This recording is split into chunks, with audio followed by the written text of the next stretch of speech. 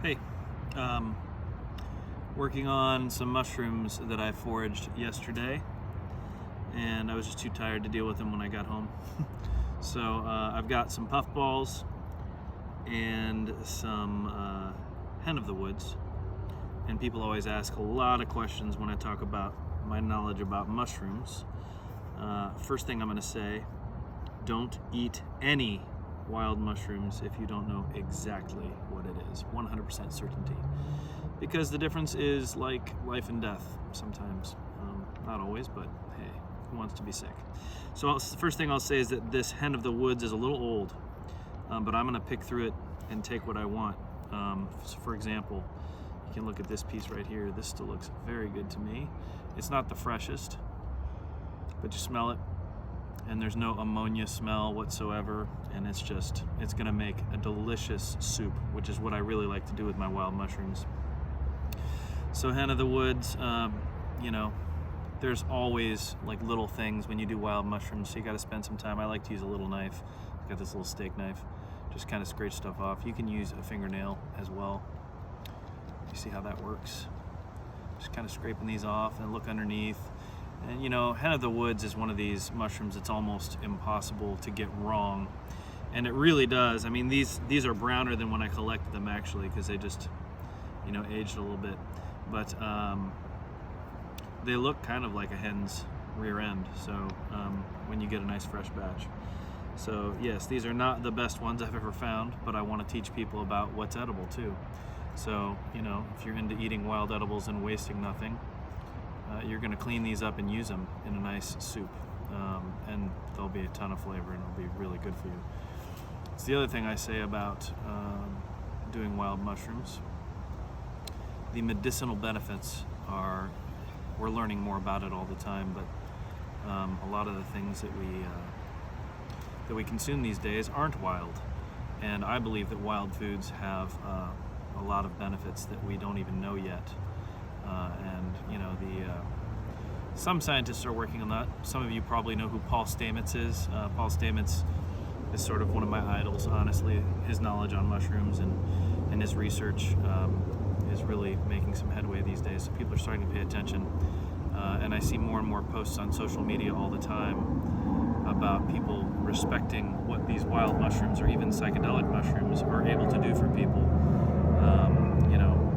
Treating PTSD, for example, treating depression with psychedelic mushrooms that were for so long thought to be the worst possible thing you can do. I can't speak from experience, actually, because I've never done psychedelic mushrooms. I'm a little curious about it, but for the most part, I'm really happy with my mental state as it is. So I haven't had any desire to experiment in that.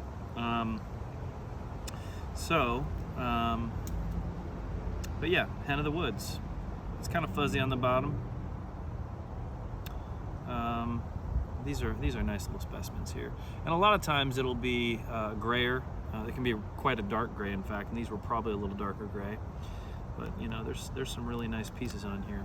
So I'm just cleaning them up, removing what I don't want. I like doing this outside when the weather's nice. Also, the lighting's really nice for the video. So I'm gonna keep doing that a little later. Actually, right after the video shot, I'll switch over and show you a little more about the puffballs.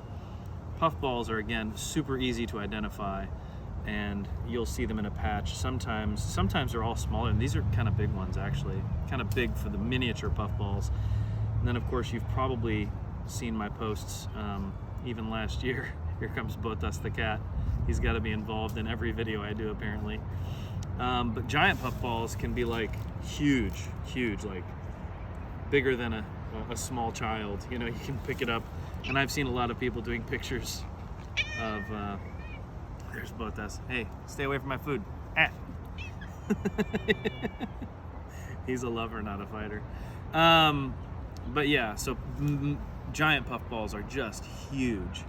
And the way to know for sure, it looks basically like a soccer ball or a volleyball when you run across it in the forest when it's fresh. And when you know they're fresh, you can just cut them or break them open, and the inside will be completely white. And it looks like a marshmallow, basically. Can you see that? So these are really fresh. And there's only one dangerous mushroom that you might mistake for a puffball, and that's why you cut them all in half, because there's a deadly mushroom that will actually have something that is in the center of the white, and it looks like another mushroom on the inside of the white. So cut all of your puffballs in half and inspect them and make sure they're all perfectly white. And when puffballs are not fresh, they have a hole in the top. So the hole in the top it's really kind of fun, and I've got videos further back on my Instagram, like you can squeeze them and they just shoot out the spores to make new puffballs, right? So here we go, cutting another one in half with this very dull knife. Botas. Here you go. See, white again. Can you guys, you wanna show the on the video kind of what these look like up close? The cat is trying so hard to get in the video. So yeah, that's the fun for today. 2 kinds of foraged mushrooms. I've actually got some dried pheasant backs that I'm gonna add to this soup.